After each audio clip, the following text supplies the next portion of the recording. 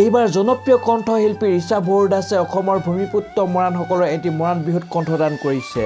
ঋষা ভৰদ্বাজে প্ৰথমবাৰলৈ কণ্ঠ নিগৰা এই মৰাণ বিহু গীতটিৰ অডিঅ'ৰ লগতে ভিডিঅ' অসমবাসী ৰাইজলৈ আগবঢ়াই দিয়াৰ কথা জানিবলৈ দিছে।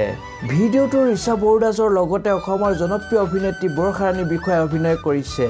জানিবলৈ দিয়া মতে খুব কম দিনৰ ভিতৰতে ভিডিঅ'টো অসমবাসী ৰাইজলৈ আগবঢ়াই দিব।